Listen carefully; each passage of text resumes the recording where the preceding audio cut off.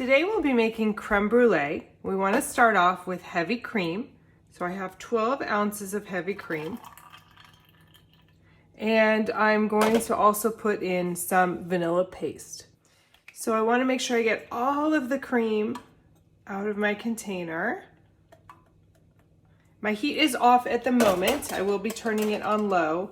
We're using the vanilla paste in replacement of vanilla bean, but you can absolutely take a vanilla bean and scrape it into the cream. We're going to infuse this flavor into there. We want to get all that goodness. All those little beans are delicious. And we want to infuse the flavor into here. We're going to put half of the amount of sugar with the salt, just kind of eyeball half of that. The rest of it's going to go with our egg yolks in a minute, and we're going to heat this up. So placing it on a low to medium heat to get this to a simmer, turn it off, and then let that steep to really infuse the flavor of the vanilla for about 10 to 15 minutes. So we'll come back when that's finished and put together the rest of our creme brulee mixture. Our cream has been steeping for about 15 minutes, so you can see all the steam coming off. I'm gonna remove the lid, set that aside, and go over here and mix together our last two ingredients, which are egg yolks and our sugar. So we'll mix, I'll mix the sugar into here. And we wanna whisk this together very, very well until it's completely smooth. And the last step of this process is the tempering process. So very much like when we did the pastry cream. So what we want to do is start by pouring about a third of this hot mixture into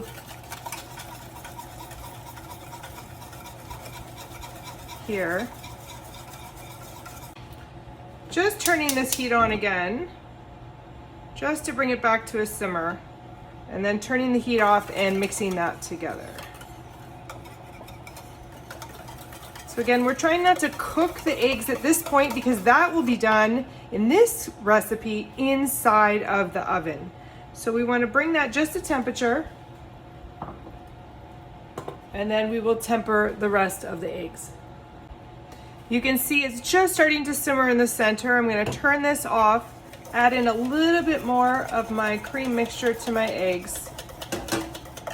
Pour this back into the pot just to stir it all together. The heat is off, so I am not cooking it further. And I'm immediately going to strain it into a larger bowl because that one was a little small. You could strain it back into that original bowl. And that is it. We are not thickening this on the stove whatsoever, because as I said, the thickening will happen in the oven. So just to protect it from getting any lumps in there, you can see it's already starting to thicken just slightly on the bottom. We do not want that anymore, so immediately pour it out of there. And we don't even need to let this cool. You absolutely can let this cool overnight if you like, and then pour and bake the next day, but it's just gonna take a little bit longer to set in the oven because you're starting with a cold base. So what we want to do now is fill our ramekins, which I have set aside here, onto a small sheet pan. You can use any size you want. The larger and the taller the ramekin, the longer it will take to bake in the oven. So I have some small couple ounce ramekins here that I'm placing on my half sheet pan, and my quarter size sheet pan, and then I'm going to pour this into there. I am going to transfer it into a container that I have a spout so I can pour easily. If you do let this mixture sit for any length of time, please make sure you stir it up so that those vanilla beans get dispersed evenly and they don't just sink to the bottom, and then just one ramekin will have it all in there. So what I'm going to do is pour this about 3/4 the way up so that I have a little bit of room. I don't spill it over the top.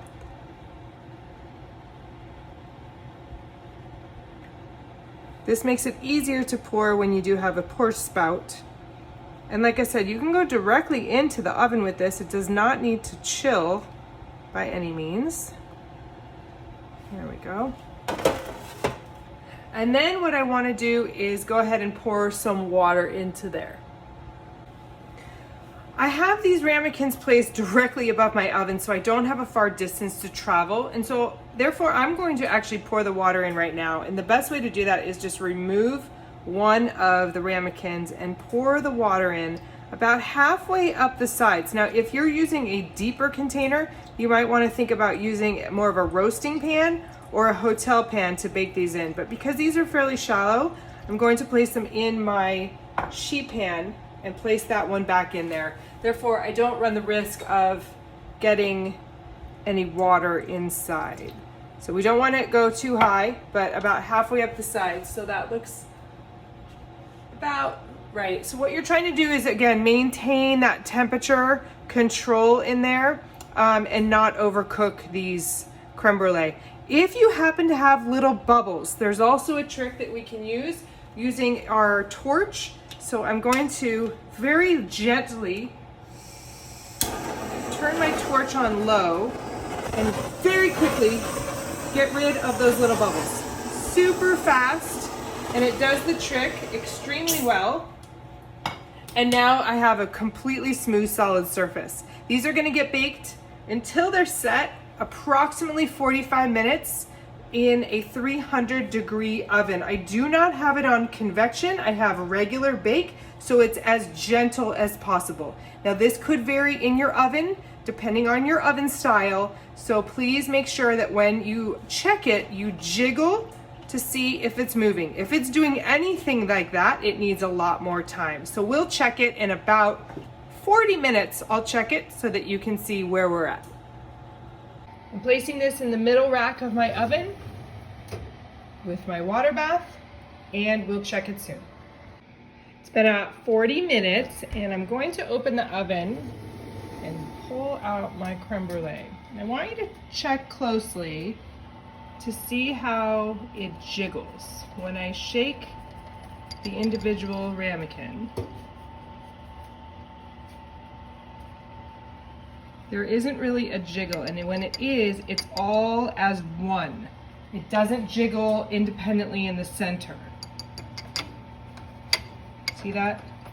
So that is done. So we're gonna very gently pull this out because we do have the water in there. So that's why I have it right over. I'm gonna put it right on top of my stove, and then we'll remove the individual ramekins.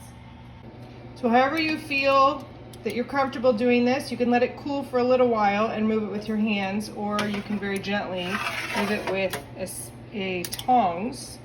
I'm just removing these from the water onto another sheet pan, and then I'm going to place these in the refrigerator for at least a couple hours, if not overnight. Overnight really is the best to allow these to set completely cool, and then we'll come back and we'll torch them to get the beautiful caramelized crispy sugar top. All right, they're ready to go into the refrigerator. The last step to doing our creme brulee is to caramelize the top. This is what makes creme brulee so unique. So we have our turbinado sugar that we're going to use. And what I want to do is take my cold custard and sprinkle a decent amount of sugar on top. Move it around and then dump the excess back into the container, kind of smoothing out the edges to get any of that sugar off of the edge there. And that'll give you a nice, smooth, even coating. So what I want to do is I want to take my blowtorch, turn this on, and kind of keep my heat on a lower side and move it around the entire time. I'm going to adjust this slightly so it's a little bit on the lower edge. Whoop. And just move it around. Don't hold it in one spot. Back and forth in circles, holding it a little bit far away. I'm about 5-6 inches away from my creme brulee, not too close, so that I can burn it evenly. Make sure you get the corners. We're looking for a really beautiful caramelized look, not burnt. And I don't want to see any raw unmelted sugar as well. It will keep bubbling after you're done, so make sure that you turn it off. And you can see it keeps bubbling. And that's what you're looking for, a beautiful caramelized top. You want to serve this pretty much immediately so that you have a crispy coating. When it comes to the table, you can actually take your spoon and crack it. This needs about a minute or so to really set, but it'll set fast because it's on a cold custard. If you do not have a blowtorch, you can do this in the oven under the broiler. The only downfall of that is that it will actually warm up your ramekin, your custard as well. And we do want to serve the cold custard with the cool top. So you can hear that crunchy shell, and that's what you're looking for. After you've done your crunchy shell, you want to dig into it, and you should get a beautiful creamy layer of your creme brulee.